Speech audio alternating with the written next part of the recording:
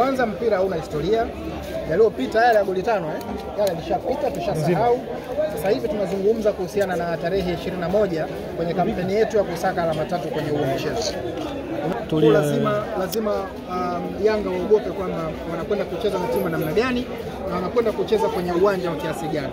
Semaji, umezungumza hapo, umesema kwamba kulikuwa na mtaalamu ambaye anasoma michezo pale wanne. Okay, tuambie ambacho amekwambia, nini ambacho amekiona kwa mpinzani wake ambao anakwenda kukutana. Tumeona udhaifu, tumeona Diarra namna gani anafungika, tumeona beki zao zinavyovuja, tumeona viungo wao wanavyofanya makosa. Kwa sisi tunakwenda kuboost kwenye kile ambacho tumekitengeneza kuelekea kwenye huo mchezo. Kwa tumepata advantage kuona Yanga wakicheza hii leo na wanaonekana wana uchovu kidogo. Kwa hiyo wakija hivi, mimi nisema wakija hivi Babati itakuwa ni aibu kwa taifa. Uwezo wa Clatous Chota Chama, mchezaji ambaye alikuwa bench kipindi fulani lakini sasa hivi ameingia kwa kasi kubwa zaidi. Nini ambacho nakizungumza kwa Clatous Chota Chama? Uone kama ni mchezaji hatari kwa upande wenu? Prince Dube kuna mtu anaitwa Laurian Omar Makame, Mpemba Mkristo. Anakuwa anatembea nao watu hao.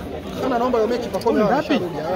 Naomba Pacome arudi. Usiwe na visingizio kwamba Pacome hakuwepo. Semaji, unajiamini? Sitaka turuke nao. Sitaka turuke nao. Tunataka watuonyeshe kama wanaweza wakatamba pia pande zetu ambazo sisi tunatamba. Haiwapi pressure yoyote kwa kile ambacho mmekiona goli 8 sio ndogo tena. Haya ilikuwa ni mazoezi gani? Wangeuma meno wasingefungwa hapo. Sisi tumecheza nao tunawajua. Sisi tumecheza nao stendi tunawajua. Kwa haya ilikuwa ni kama mazoezi. Bwana nasema, ndio maana nasema. Huyo sana mwangalia ananilia, angalia kamera mbele. Sana mwangalia Betha, ndio maana asimwangalie Betha. Mwangalie Betha akae katikati. Wangeuma meno. Wasingefungwa hivi. Wasingefungwa. Pengine tutarajie ushindani wa mechi ni ngumu sana na kwenda kucheza na timu ambayo inataka kuondoka na ubingwa wa ligi kuu. Betha ni mechi ngumu sana kwao, na hiyo siku tunakwenda kuharibu ama kufifisha ndoto zao za kuwa mabingwa msimu. Operation ya kuondoa ubingwa Yanga. Hii tunalitia mafuta. Mishikaki ya chura inalika. Mishikaki ya chura semaje? Chura analika. Tumeandalia mishikaki ya chura. Kwa siku na Wanzabe. Wanzabe wanakula nyama zote. Kwa tutawaonyesha namna gani mishikaki ya chura inavyolika. Na wao pia uwezo wa kutamba kwa sisi hawana. Endelea.